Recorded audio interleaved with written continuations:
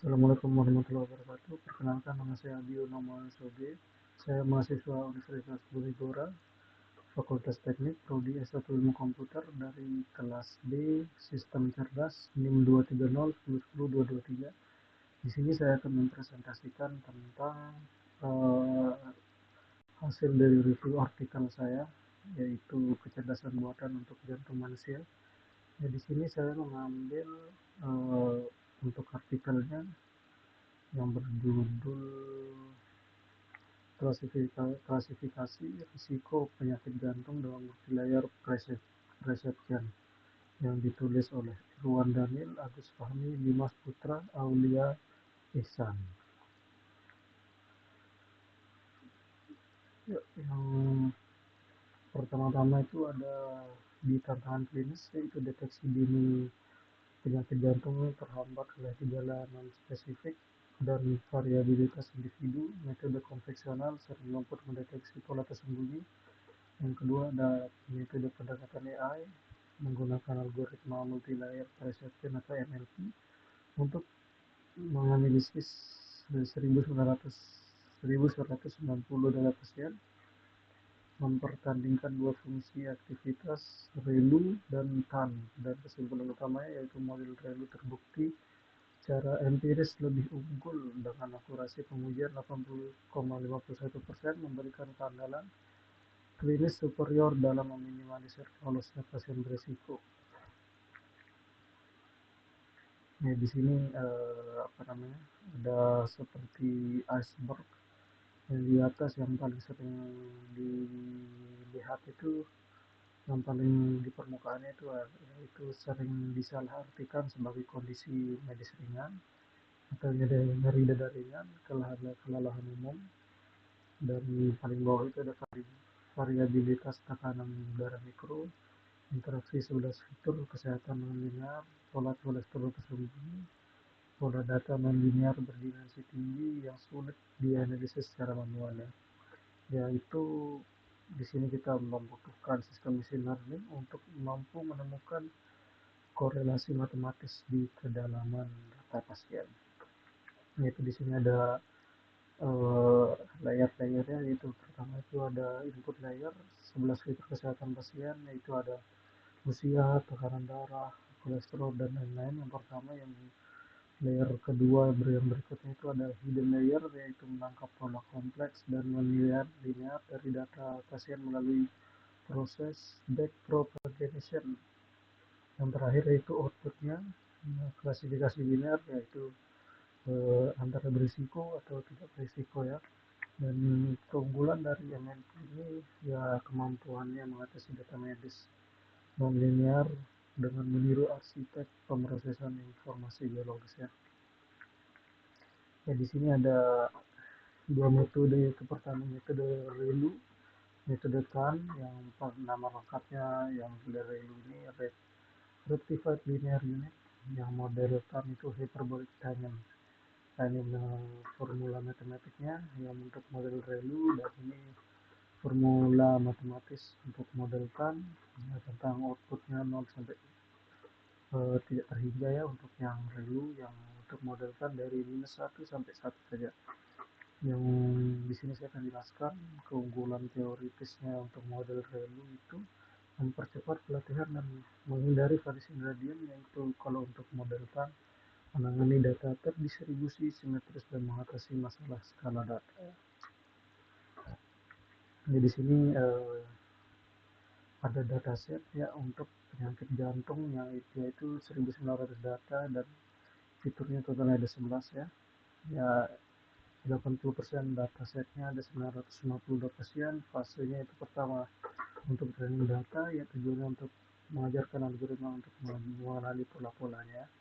Yang 20%-nya itu 238 pasien, fase pengujian testing.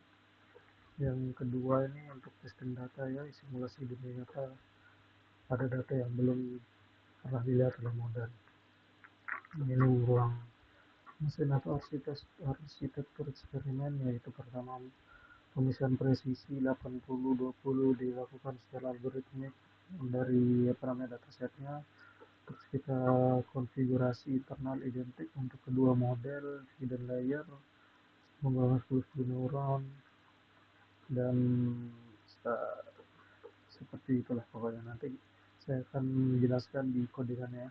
Di sini kita bisa lihat nanti di hasilnya tuh pelatihannya tuh ilusi laboratorium 80% datanya. Grup pertama akurasinya tuh lebih tingkat lebih akurasinya lebih bagus yang RAM, yaitu 89,92%. Yang untuk grup 2 yang buat presisinya itu lebih presisi, dan juga 89,99%. Dan recallnya untuk grup ketiga masih dipegang oleh TAN ya, metode TAN itu 89,92%. Ini pada data yang sudah dikenal, fungsi TAN memang terlihat mendominasi mendominasi pada data yang sudah dikenal, fungsi TAN terlihat mendominasi, model TAN lebih optimal ya. Nah, yang kedua ini fase pengujian ujian dunia nyata yang 20% datanya tadi, yang akurasinya ini dimenangkan oleh lab Relu yaitu 81,51%. Yang untuk presisinya Relu juga 81,78%. Dan untuk recall juga dipegang oleh Relu ya, yaitu 81,51%. Saat menghadapi data pasien yang benar-benar baru itu, Relu membuktikan bisa adaptasinya lebih bagus ya, yang jauh lebih tangguh ya. Nah, ini anatomi keputusan model Relu, yaitu sangat responsif. Hanya 17 pasien beresiko yang gagal terdeteksi, yaitu false negatifnya rendah, yaitu meminimalkan korban fatal ya untuk model Relu ya, yang seperti yang kalian bisa lihat di sini ya. Nah, untuk model TAN-nya, ini kelemahannya peningkatan kegagalan deteksi. Terdapat 21 pasien lolos deteksi atau kasus false negatif ya, risiko fatal, di mana pasien yang sesungguhnya sakit jantung diklasifikasikan sebagai sehat dan dipulangkan. Itu sangat berbahaya ya. Nah, ini mengapa Relu ini lebih superior gitu. Yang pertama adalah stabilitas gradiennya, TAN rentan terhadap vanishing gradien pada dataset ini, menyebabkan algoritma melambat saat belajar pada fitur ekstrim.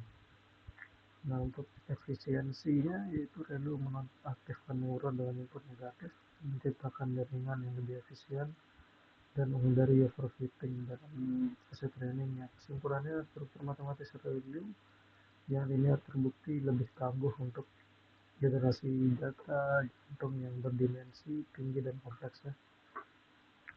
Nah, di sini implikasi untuk ekosistem layanan kesehatan, akurasinya 81%, rumah sakit menggunakan NLP yang Relu ya. Soalnya seperti yang kalian bisa lihat tadi, data-datanya kalau yang buat real time atau baru itu Relu sangat dominan gitu ya. Dan untuk desain perangkat lunaknya, manajemen merekomendasikan mengadopsi fungsi aktivitas Relu secara default untuk modul prediksi kardiologi. Ya, dan kesimpulannya untuk materi PPT ini, dalam arsitektur multilayer perception untuk prediksi risiko penyakit jantung, si aktivasi Relu memberikan kendala klinis yang definitif. Angka kedalaman deteksi pasien sakit menjadikannya standar yang superior dibandingkan TAN ya. Di sini saya akan ini dia buat codingannya ya. Yang pertama itu kita coba run out dulu ya. Di sini saya akan menggunakan dataset dari Kaggle yang sudah saya download. Di sini ada di sini ya. Yang bisa lihat di sini datasetnya, yaitu beberapa atribut dan 1100-an lah yang data-datanya ya. Ini yang pertama nih, kita harus close file dulu, yaitu upload dataset yang tadi ya. Ini yang tadi nama filenya Heartstalo Cleveland Hungary Final. Upload. Nanti yang keduanya kita import library-nya. Di sini udah buat sel yang ketiga itu ada kita menload dataset yang sudah kita upload di sel pertama. Dan ini kita mengecek data-datanya untuk main, std dan lain sebagainya itu kita yang untuk menolnya kita cek.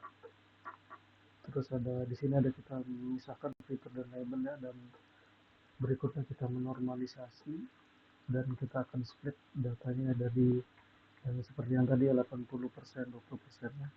Dan ini model pertama yaitu MLP ReLU-nya. Kalian bisa lihat di sini akurasinya 0,869 sekian dan presisinya seperti yang kita bisa lihat tadi di PowerPoint itu ya. Dan recall sebagainya, dan model LPP yang RAM-nya segini ya, akurasinya, presisi sama recall-nya. Dan di sini ada hasil dari perbandingan dua model itu, yaitu MLP ReLU dan MLP TAN. Yang pertama ada ReLU, ya, kalian bisa lihat tadi sama seperti PPT ya. Untuk akurasinya TAN unggul dan presisinya ReLU lebih unggul, tapi recall yang grup ketiganya itu MLP TAN-nya lebih unggul sampai 0,92 sekian. Dan ini untuk grafik perbandingannya ya, antara akurasi, presisi, dan recall-nya.